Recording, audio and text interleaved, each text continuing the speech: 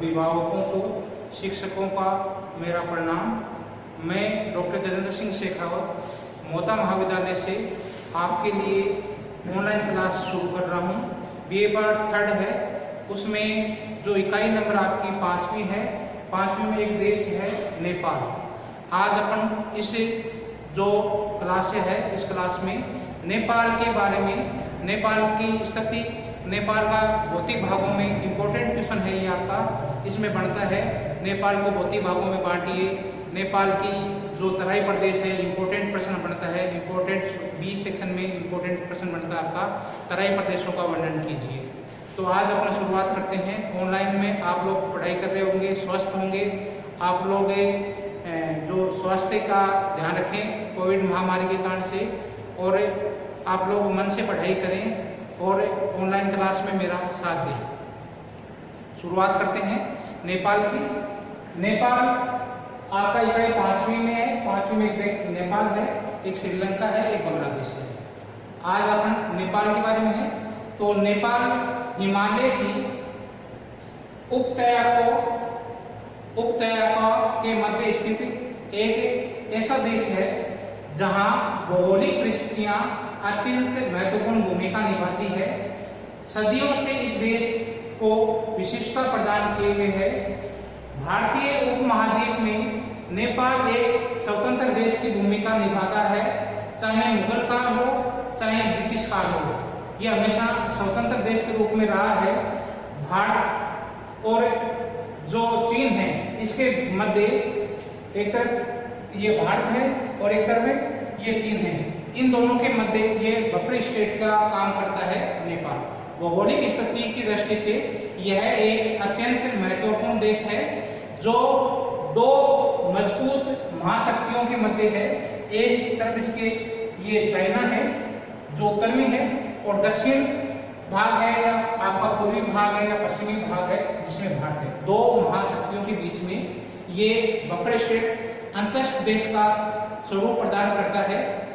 जो आपका ये नेपाल है, नेपाल का यदि अपन स्थिति और विस्तार की दृष्टि से देखें तो नेपाल है, इसका विस्तार 26 डिग्री से लेकर 26 डिग्री 20 मिनट से लेकर 30 डिग्री 10 मिनट विस्तार की दृष्टि से देखें तो आपका ये नेपाल है। नेपाल 26 डिग्री आपका उत्तरी अक्षांश से लेकर जो 26 डिग्री उत्तरी अक्षांश है, इसके मध्य इसका जो विस्तार है, उत्तर से दक्षिण के जो विस्तार है इसका, वो आपका विस्तार है। ये 20 डिग्री उत्तरी अक्षांश से लेकर आपका 30 डिग्री जो ये उत्तरी अक्षांश है, इसके मध्य स्थित है। जबकि देशांतरीय विस्तार इसका है ये 80 डिग्री जो पूर्वी देशांतर है से 88 डिग्री पूर्वी देशांतर के मध्य स्थित है। विस्तार की दृष्टि से देखो 26 डिग्री 20 मिनट से 30 डिग्री 10 मिनट उत्तरी अक्षांश, तथा जो देशांतरीय विस्तार है वो आपका 80 डिग्री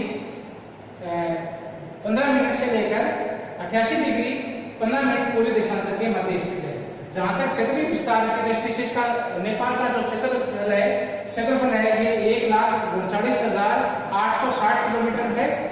यह है पूर्व में, यह है पूर्व से पश्चिम, पूर्व से ये पश्चिम, ये जो इसकी लंबाई है ये 830 किलोमीटर है। इसकी पूर्व से जो पश्चिमी ये जो लंबाई है ये 830 किलोमीटर है। जबकि उत्तर से दक्षिण ये जो इसकी चौड़ाई है या लंबाई मान लो, ये चौड़ाई है आपकी 160 किलोमीटर है। इसका जो विस्तार है आपका, वो आपका विस्तार 1,39,860 किलोमीटर है। ये पूरब से पश्चिम 830 किलोमीटर है। जबकि उत्तर से दक्षिण की तरफ ये जो इसकी चौड़ाई है ये आपकी है 160 किलोमीटर। इसका जो पूर्वी भाग है, इसका जो ये दक्षिणी भाग है और ये पश्चिमी भाग है, ये इंडिया से घिरा हुआ है, भारत से घिरा हुआ है। भारत के जो राज्य हैं, सिक्किम है, पश्चिम बंगाल है, बिहार है, उत्तर प्रदेश।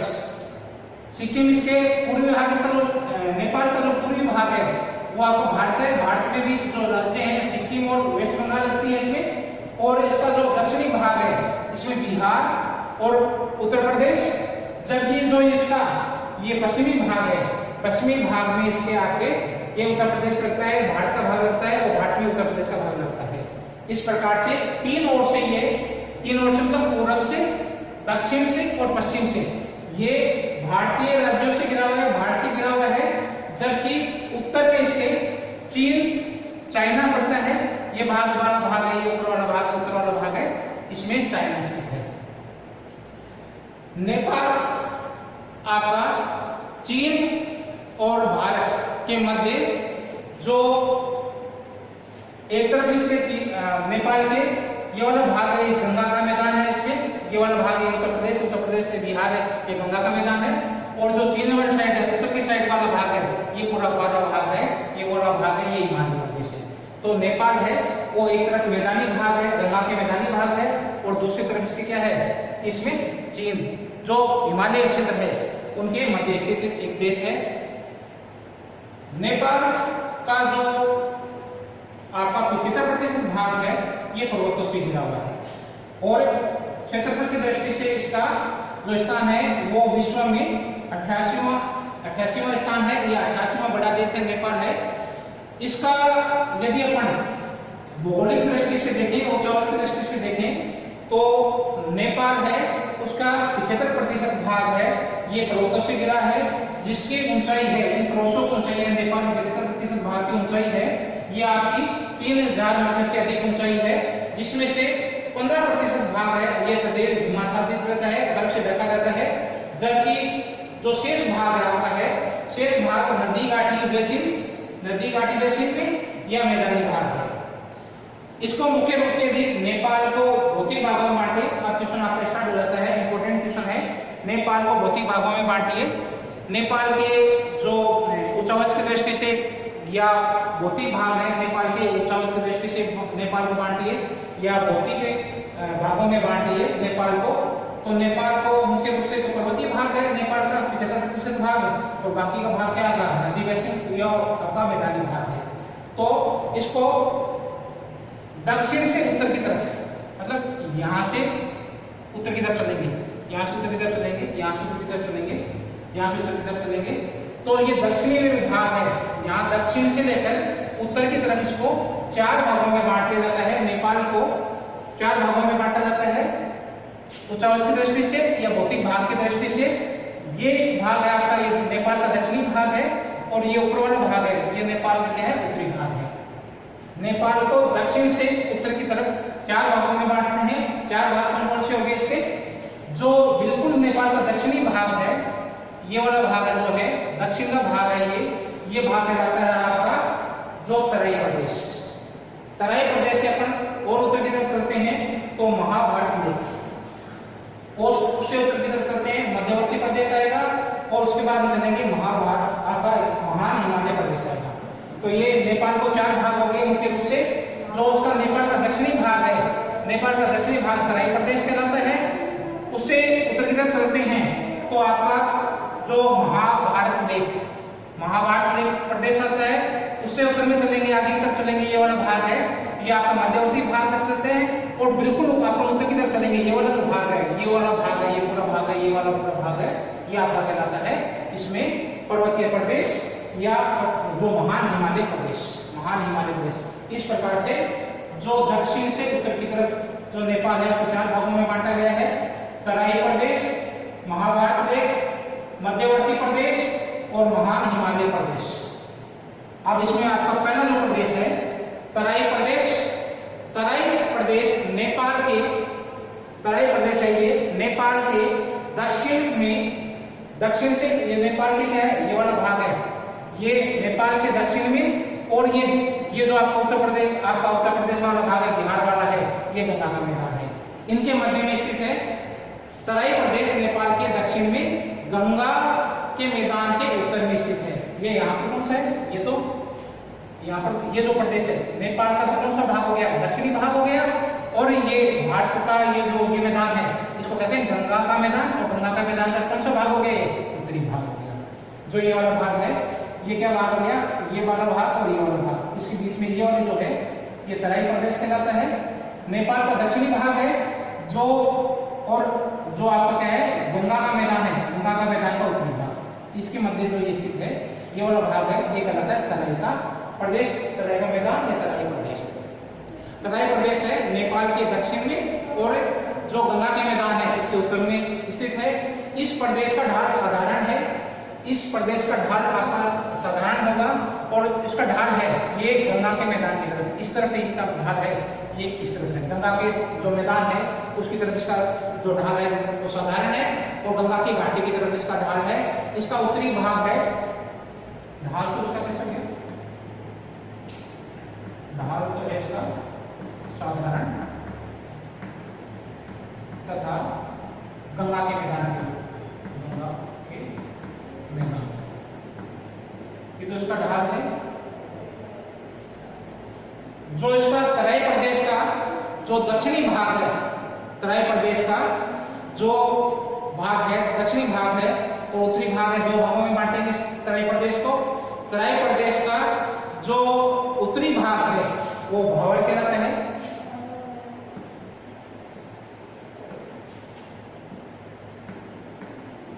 उत्तरी भाग है ये भावर कहलाता है, ये भावर प्रदेश कहलाता है। इस भाग में बालू और रोकड़ी मिट्टी पाई जाती है, बालू और रोकड़ी मिट्टी पाई जाती है, जहां पर जो ये पूरा प्रदेश है ये बालू और रोकड़ी मिट्टी से भरा हुआ है।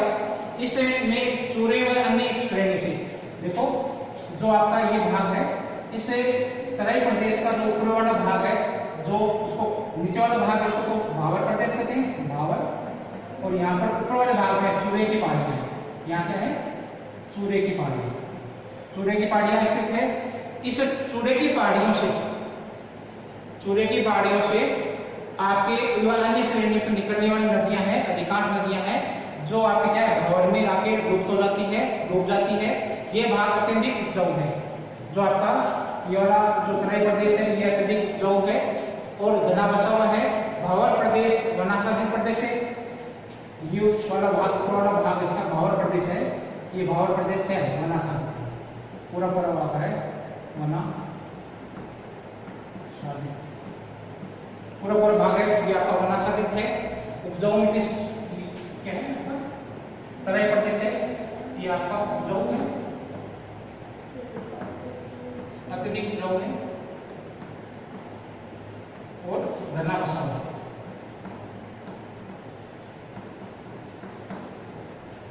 यहाँ की मिट्टी है वो बालू है और खड़िया है, उपजाऊ मिट्टी है। ये प्रदेश आपका क्या है कि तराई प्रदेश है, उसका अत्यधिक उपजाऊ होने के कारण से यहाँ की जो घनत्व है, लोगों का बसाव है उपजाऊ मिट्टी के कारण से अधिक है। यहाँ जो चूड़े इसके आपके जो दक्षिण में यहाँ से चूड़े की पहाड़ी अन्य श्रेणियों से नदियां निकलती है और नदियां यहाँ के नीचे की तरफ आके आपके इसमें डूब जाती है। ये भाग अत्यधिक उपजाऊ है और तराई प्रदेश के उत्तर में एकाकी पहाड़ियां उठी हुई है। इस तराई प्रदेश के उत्तर में ये वाला भाग है, यहाँ एकाकी पहाड़ियां हैं, इसको शिवालिक पहाड़ियां कहते हैं, शिवालिक पहाड़ियां, और इनको नेपाल में चूरे की पहाड़ियां भी कहते हैं। शिवालिक पहाड़ियां भी है, चूरे की पहाड़ियां कहते हैं इनको। तराई प्रदेश का उत्तरी भाग है, तराई प्रदेश का ये उत्तरी वाला भाग है, यह वाला भाग है, ये पूरा क्या है दलदली है, दलदल, पूरा भाग क्या है दलदली है। और दलदली होने के कारण से यहाँ पर हमेशा मलेरिया का प्रकोप बना रहता है। और दक्षिणी भाग है ये उत्तरी भाग तो क्या है दलदली है, उत्तरी भाग दलदल, मलेरिया का प्रकोप रहता है, मलेरिया का प्रकोप। जबकि जो दक्षिणी भाग है ये अत्यधिक उपजाऊ है, जो ये वाला भाग आगे वाला भाग है जो गंगा के मैदान से मिला हुआ भाग है, जो दक्षिण का भाग है इस तराई प्रदेश का, इस तराई प्रदेश का उत्तरी भाग है, चूरे की पहाड़ियां हैं, दलदली क्षेत्र है, वहाँ मलेरिया का प्रकोप रहता है। दक्षिणी भाग है अत्यधिक ढल,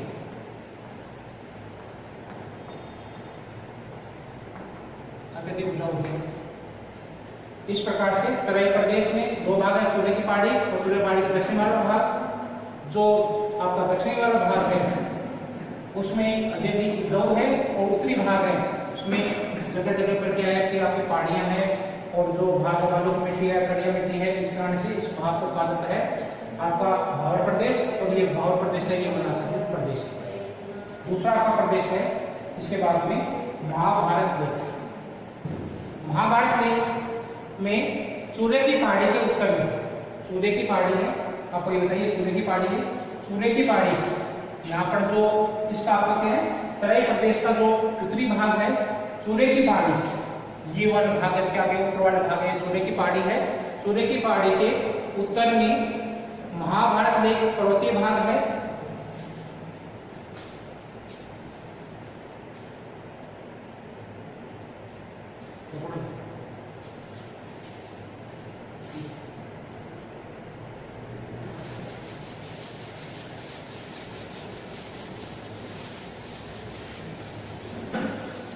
दो नंबर आपका प्रदेश है, दो नंबर आपका प्रदेश है महाभारत लेक, महाभारत लेक दो नंबर प्रदेश है। इस महाभारत लेक में चूड़े की पहाड़ी,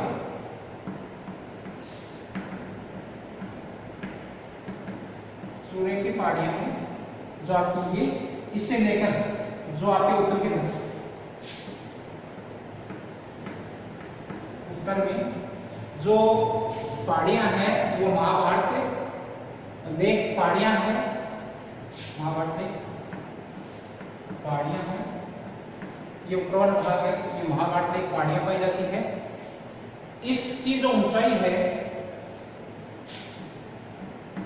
ऊंचाई है इसकी वो 1300 मीटर से लेकर 3000 मीटर के मध्य पाई जाती है। अत्यधिक जटिल पहाड़ियां हैं, ये अत्यधिक जटिल पहाड़ियां हैं, मोरदार पर्वतीय पहाड़ियां हैं, जहां महाभारत लेक और चूड़े की सिलसिलेवार जो पहाड़ियां हैं वो अलग अलग होती है। यहाँ घाटियों को दून कहा जाता है, घाटी है, घाटियों क्या कहा जाता है, दून कहा जाता है। यहाँ जो महाभारत लेक है, इन महाभारत लेकों में घाटियां पाई जाती है, घाटियों को आपको दून कहा जाता है या आंतरिक तराई,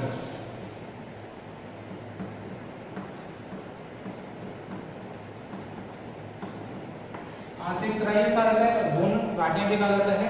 धरातल, ये यहाँ का जो धरातल है ये तराई तुल्य है,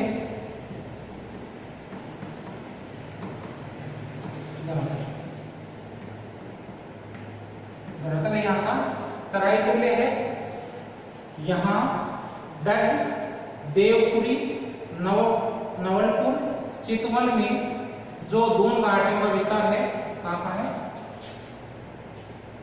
डग,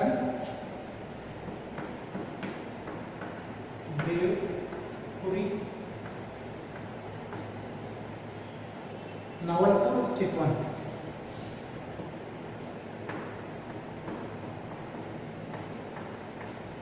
इन क्षेत्रों में ये आपका घाटी जो दून घाटियां पाई जाती है, इनका विस्तार किया जाता है। इसमें नेपाल और भारतीय सीमा चूड़े की पहाड़ी से अलग होती है। भारत और नेपाल की जो सीमा है वो चूड़ी पहाड़ियों द्वारा निर्धारित होती है। इन घाटियों के विकास में चूड़े के सिलसिलेवार वो पहाड़ियां हैं, और जो पूर्व से पश्चिम की ओर प्रवाहित होने वाली जो नदियां हैं वो आपके क्या है, अनुबंध घाटियों का विकास करती है। अनुबंध घाटियां कौन सी है, जो चूड़े की पहाड़ी से जो नदियां निकलेगी, चूड़े की पहाड़ी से नदियां निकलने के बाद में पूर्व से पश्चिम की ओर प्रवाहित होती है। यहाँ चूड़े की पहाड़ी से नदियां निकलेगी, नदियां निकलने के बाद में क्या है, पूर्व से पश्चिम को प्रवाहित होने वाली नदियां हैं जो आपके अलग अलग घाटियों का निर्माण करती है। इन घाटियों में जोधपुर, सुखदेव, सुरखेत, मारियम, कमला, तिरुजुबा, ककई घाटियों का विकास होता है। तीसरा आपका प्रदेश है नेपाल का जो भौतिक प्रदेश है ऊंचाई की दृष्टि से तीसरा भाग है, ये आपका है मध्यवर्ती प्रदेश। मध्यवर्ती प्रदेश आपका है जिसके एक ओर आपका क्या है, इसमें महाभारत प्लेट है, इसके दक्षिणी वाला भाग है ये महाभारत प्लेट है, और इसके उत्तर में क्या है आपका हिमालय पर्वतीय क्षेत्र है। ये प्रदेश मध्यवर्ती भाग है, किस चीज के मध्य हो गया, एक तरफ तो इसके क्या महाभारत प्लेट, दक्षिण में इसके महाभारत प्लेट, और उत्तर में क्या हो गया महान हिमालय प्रदेश। उत्तर में महान हिमालय प्रदेश और दक्षिण में इसके है आपका महाभारत प्लेट। इसके मध्य स्थित जो प्रदेश है वो आपका कहलाता है मध्यवर्ती प्रदेश। यह प्रदेश आपका है, इसकी चौड़ाई है ये 90 किलोमीटर है, और इसकी जो लंबाई है 60 से 100 किलोमीटर इससे लंबा है, मतलब चौड़ाई इसकी है ये 90 किलोमीटर है, ये बीच का जो भाग है 90 मीटर चौड़ा है, और उसकी जो लंबाई है आपकी 60 किलोमीटर से लेकर 100 किलोमीटर तक की लंबाई है। ऊंचाई की दृष्टि से देखा जाए तो ये 250 आपका 2050 से लेकर 4550 मतलब 2500 आपका मीटर से लेकर 4550 मीटर ऊंचा है, और ऊंचाई है इसकी। और ये भाग आपके इसमें जगह जगह पर घाटियां पाई जाती है, घाटियां आपकी है ये 600 से लेकर 2000 मीटर की ऊंचाई वाली घाटियां पाई जाती है। इस प्रदेश में जो ये आपका मध्यवर्ती प्रदेश है, ये आपका किस चीज के बीच में होता है, आपको जो दक्षिण वाला भाग है ये आपका महाभारत प्लेट है, उत्तर में महान हिमालय प्रदेश है। इन जो मध्यवर्ती भाग है ये हिमालय के निम्न जो श्रेणियां हैं, यहाँ पर हिमालय की जो निम्न श्रेणियां पाई जाती है, जो हमेशा क्या है हिमाच्छादित रहती है। जो ऊंचाइयां हमेशा क्या है कि जो यहाँ की ऊंचाई है इन पर्वतों जो श्रेणी की ऊंचाई है ये हमेशा हिमाच्छादित बर्फ से ढकी रहती है, हिमाच्छादित ग्रहण की हुई होती है। काठमांडू घाटी और आपका क्या है पोखरा घाटी इसी क्षेत्र में स्थित है। जो पहाड़ी क्षेत्र है इस क्षेत्र को क्या है कि ये पूरा पहाड़ी क्षेत्र है, इस प्रदेश को मध्यवर्ती भाग को क्या कहा जाता है, पहाड़ी प्रदेश भी कहा जाता है। और इस पहाड़ी प्रदेश या मध्यवर्ती भाग में एक इंपॉर्टेंट घाटी है काठमांडू की घाटी। ये काठमांडू की घाटी है, ये 24 किलोमीटर आपकी लंबाई में है और 11 किलोमीटर चौड़ाई में स्थित है। इसमें मुख्य रूप से आपकी क्या है कि घाटियां हैं, पूरा भाग पर्वतीय है, जहां कहीं भी इसको प्लेन क्षेत्र मिलता है, समतल क्षेत्र मिलता है वहां घाटियां हैं। और घाटियों में मुख्य रूप से दो घाटियां यहाँ पर है, काठमांडू घाटी और पोखरा घाटी मध्यवर्ती क्षेत्र में स्थित है। समतल बेसिन क्षेत्र है ये पूरा आपका काठमांडू घाटी और पोखरा घाटी है, समतल बेसिन क्षेत्र है। इसका निर्माण आपका है वो नदियों द्वारा और हिमनदियों द्वारा,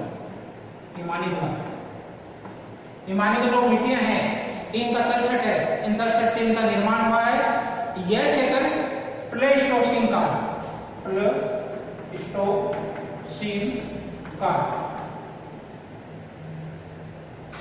इस जो क्षेत्र का निर्माण है वो प्लेस्टोसीन काल या युग में हुआ है। यहाँ जो काठमांडू है, काठमांडू घाटी है, इसमें काठमांडू जो नेपाल की राजधानी भी है और सांस्कृतिक विकास भी यहाँ अधिक हुआ है। तो ये काठमांडू घाटी है, ये इंपॉर्टेंट क्षेत्र है इस मध्यवर्ती भाग का, ये पूरे देश के लिए इंपॉर्टेंट क्षेत्र है जिसमें काठमांडू घाटी है। उसमें काठमांडू देश की राजधानी भी है और सांस्कृतिक विकास की धुरी भी माना जाता है। यहाँ बागमती नदी बहती है,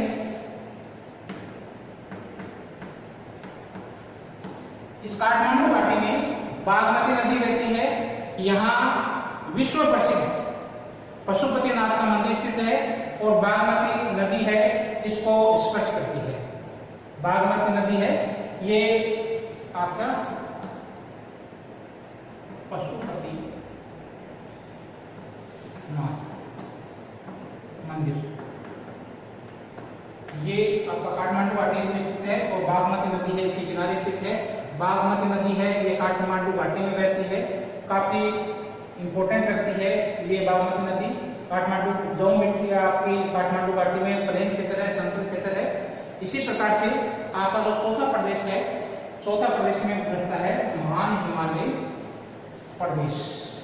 नेपाल का चौथा प्रदेश है आपका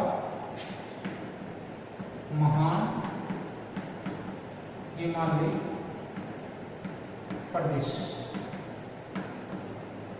महान हिमालय प्रदेश है, ये नेपाल का उत्तरी भाग है। लास्ट ये वाला जो भाग है, चीन वाला भाग, चीन के जो पीछे वाला भाग है, दक्षिण वाला भाग है, ये वाला भाग है, ये जो पूरा भाग है, ये भाग कहलाता है आपका महान हिमालय प्रदेश। ये नेपाल का उत्तरी भाग है, जो अभी भी जो अप्रवेश है, ये चक्कर पूरा क्या है, अप्रवेश, पूरा भाग अप्रवेश है। जो आपकी ये भाग है, ये अत्यधिक ठंडा है और बर्फीला है, ठंडा भी है, बर्फीला भी क्षेत्र है।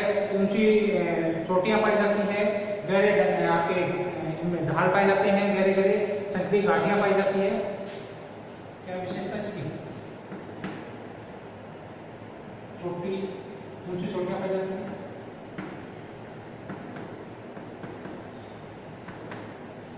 गहरी घाटियां, संकरी घाटियां,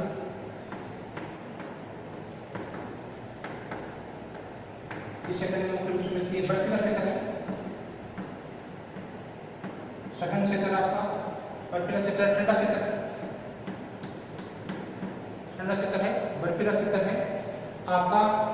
इससे होकर नदियां हैं, इंपोर्टेंट जो नेपाल की नदियां हैं, वो इसी प्रदेश से निकलती है और पूरे नेपाल में उत्तर से दक्षिण से बहती है। इन नदियों में मुख्य रूप से आपकी है कर्णाली,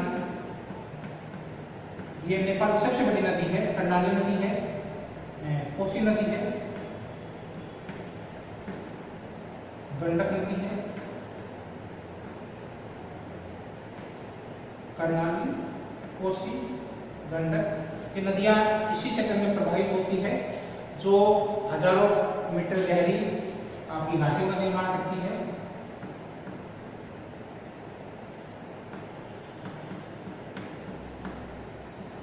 गहरी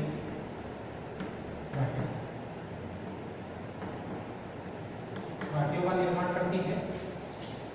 ये नदियां हिमालय से जो उत्थान होता है और हिमालय से उत्थान होने के बाद में ये पूरब की ओर बहती है।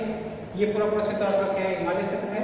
इस महान हिमालय क्षेत्र है, इससे नदियां निकलती है और ये नदियां पूरब तक बहती है। बाद में निकलने के बाद में जो आपकी कर्णाली नदी बताई है, कोसी नदी बताई है, गंडक नदी बताई है, ये पूरब की ओर बहती है। इस प्रदेश में अनेक ऊंची ऊंची चोटियां हैं, ऊंची पर्वत चोटियां घाटियों को छोड़कर पूरा क्षेत्र आपका है। ये पूरा क्षेत्र जो घाटियों को छोड़कर पूरा क्षेत्र है, ये जनशून्य है। यहाँ पर जनशून्य क्षेत्र है, पूरा क्षेत्र है जनशून्य है।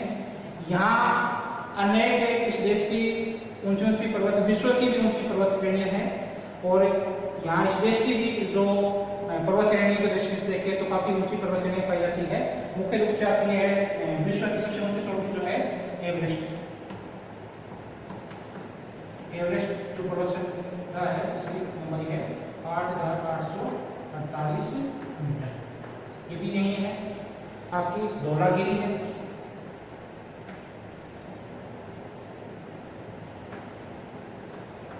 धौलागिरी की ऊंचाई है 8,560 मीटर है।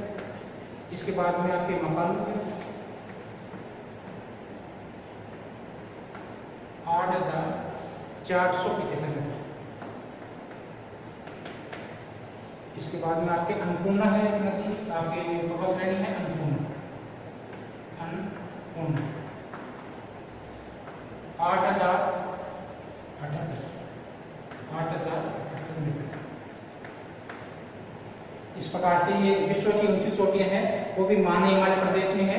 महान हिमालय प्रदेश में आपके एवरेस्ट है 8,848 मीटर है, धौलागिरी है 8,507 मीटर है, मकालू है 8,475 मीटर है, अन्नपूर्णा है 8,078 मीटर है। इस प्रकार से ये पूरा क्षेत्र है आपका, ये पर्वतीय क्षेत्र है। चौथा प्रदेश है जो महान हिमालय बर्फ से ढका हुआ है, जनशून्य यहाँ पर लोग रहते हैं। यहाँ पर मुख्य रूप से नदियां कर्णाली, कोसी, गंडक नदियां बहती है। उम्मीद है आज आपको ये चैप्टर समझ में आया होगा। आप लोग ऑनलाइन पढ़ाई करें, मन लगा के पढ़ाई करें। आप लोग जो खूब अच्छे से स्टडी करें, आपकी परीक्षा है और जो नए स्टूडेंट आए उनके लिए भी ये अच्छा टॉपिक है लर्न करने